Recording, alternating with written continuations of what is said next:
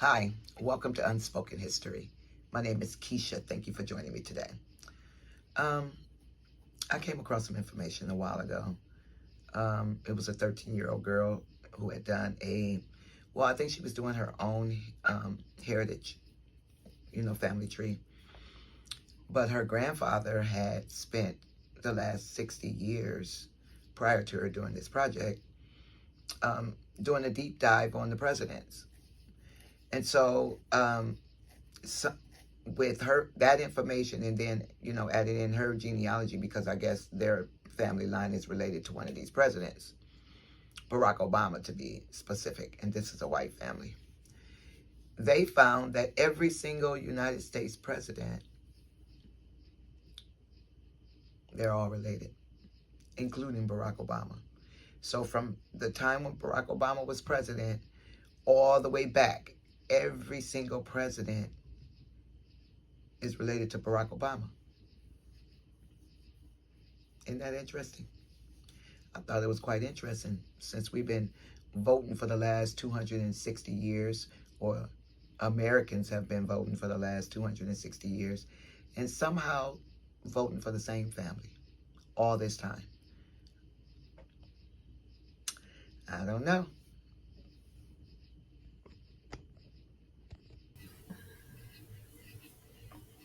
Okay, so let me see which one I want to read here. All right, so let's start with this here because there's several. Because this was a while ago. This was, I think it was done in 2010 when she did the report. 2010 or 12. I think it was 2010 though. Anyway, so like I said, she discovered that their family, and I'm sure her grandfather already knew this. That's probably why he was doing this deep dive. He had been doing research on the presidents for 60 years. And so when the daughter had the project well, let's just read it. So, what do Barack Obama's Thomas Jefferson, George W. Bush, and the other past U.S. presidents have in common? Besides holding the coveted title of Commander in Chief, it appears that all of them but one are cousins. The president cousins, the remarkable discovery was made by a 12-year old Bridget or Bridge Ann of Salinas, California, who created a groundbreaking family tree that connected 42 of the 43 U.S. presidents to one common and rather unexpected ancestor, King John of England. They all have the trait of wanting power, she told the station WFMY. And there she is, a smart little character that um, dug up the president, says U.S. president's family tree. They got this one, probably King John of England in the middle. And all of the presidents that have ruled America have all come from the same dude. They all descend from the same family. They're all relatives. They go to the same family reunions. Mm, mm, mm. There she is with her detective. I mean, with her research. Sorry, her detective. I'm reading that history detective. Okay. It says it took, I don't know why they keep putting her last name up there like it's so easy to pronounce. The Avignon several months to search through more than 500,000 names and trace the male and female lineages of American leaders. Mm, mm, mm. King John, also known as John Lackland, a renowned is renowned for signing the Magna Carta in 1215, which limited the monarch's power and help from the British Parliament. Really? Has monarch's power been limited? When we're being ruled by, they were basically royal families still. John's other claim to fame or infamy is that he was depicted as the villain in the Robin Hood tales. Okay. Right here it says, in order to create the family tree, the 12-year-old spent months scouring through over 500,000 names in search of the presidential Adam.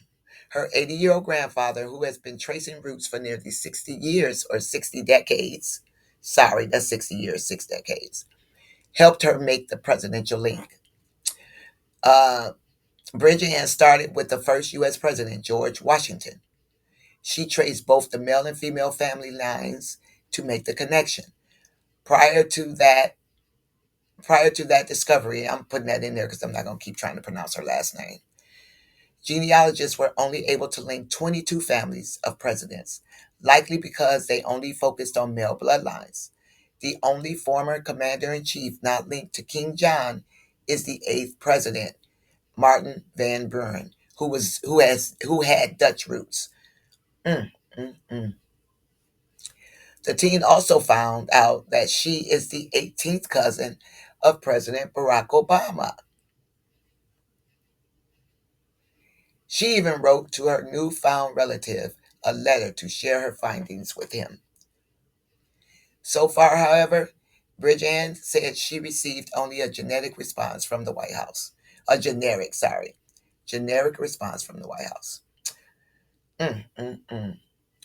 Bridget created a poster of the presidential family tree and is selling signed copies of it in hopes of raising enough money to make a trip to Washington, D.C. The middle school student says her goal is to hand deliver a replica of her family tree to the president. I think we just all I think we just all go back somewhere. It's just a matter of proving it, she said. Yeah, we all go back to somewhere or something. Okay, let's see. Let's look at another one real quick. So, since George Washington, the first president of these United States, every single president after him has been from the same family. How's that possible? We've been voting. How I thought we've been voting for the American people for just different. I mean, y'all, just ancestors, because mine couldn't vote up into the '60s, and by then, our vote didn't. It wasn't counting because everything was messed up by then. Everything was corrupt and crooked. By the 1960s, the head, the very top of America was corrupt and crooked. So by the time they gave the vote to the Negroes, it was all messed up. All kind of corruption and lying and cheating and stealing and backdoor deals and uh, quasi laws and everything. So this could have been a this was this had America had the idea of being a great place, and a lot of people still see it as that. But that's because you don't see what has been happening behind the scenes, and you won't believe it without help from the Spirit of God. You won't believe that stuff. You'll be like, that can't be happening. That's not true. We have been voting for just regular, everyday Americans that have shown that they can prove that they can run the country.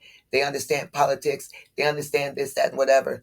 But instead, what Americans have been getting is cousins,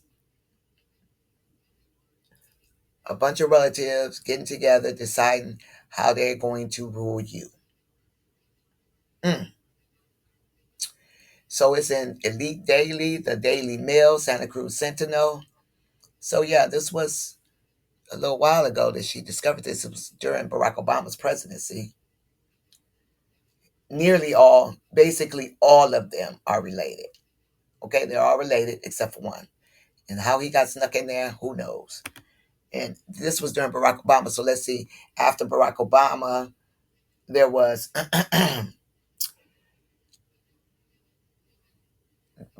Donald Trump. Donald Trump, and then the Biden, and then Donald Trump again. So I wonder if they're all related. Can we add those last two presidents in there too? Just saying.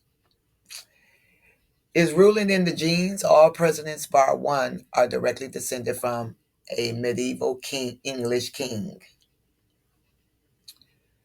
So this is the same exact article. They just recopy the thing and find out nothing new about the story. So there we have it. All of our presidents are cousins. They go to family reunions together. But they fight now, because you could see those European kings would kill each other, take their thrones, put their sons on the cousin's throne. I mean, but when it comes to them fighting together against someone else, then they are solid. When it comes to ruling another group of people, they are solid. They've been holding this thing down for over almost 300 years. Came over here as monarchs and been ruling as monarchs under the guise of presidency. And, it would have been different had things been different after the Civil War. If after the Civil War, um, people would have had, Americans would have had, excuse me, I'm sorry, had accepted the 13th, 14th, and 15th Amendment, it would have been different. We wouldn't have had 200 years of voting for cousins. Mm-mm. It would have been free and just. But nobody wanted free and just. And so they said, oh, okay, they like the monarchy. Okay, then we'll keep it going. They like oppression. Oh, okay, we'll keep it going secretly. But now, this new dude is showing y'all that this is the way it's been, right? You just didn't see it. You didn't see the corruption. You didn't see the lies. You didn't see the cheating and the stealing, right? You just saw, oh, happy day. Oh, happy day. You just thought it was just a happy day. And everybody's living the dream when everything was being stolen, corrupted, lied, cheated, everything in this country and in other countries. Because there's no justice without Jesus, right? There's no just judges. There's only one just judge. Because here we have the highest courts in the land, Supreme Courts and municipal courts and state courts, and all of them with judges that are supposed to be just. And all we've been getting is lying, cheating, and stealing. Lying, cheating, and stealing. Mm, mm, mm.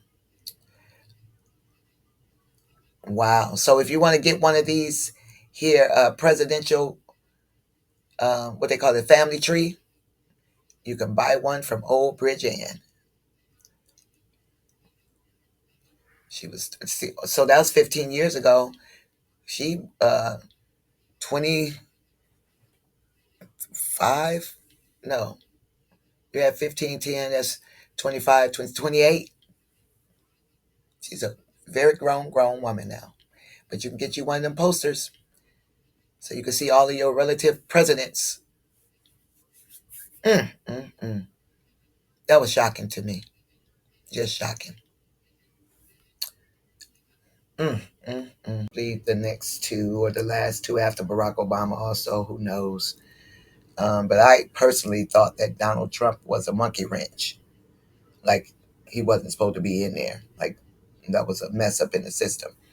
But also, I always think about how people been saying the Simpsons, oh, they're prophesying, they're predicting. They're not predicting nothing.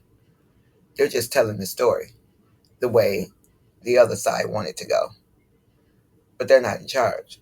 So at any time the Most High want to decide to throw a monkey wrench in the system, a monkey wrench go end up in that system and deter it and stop the plan or whatever. So anyway, that's it.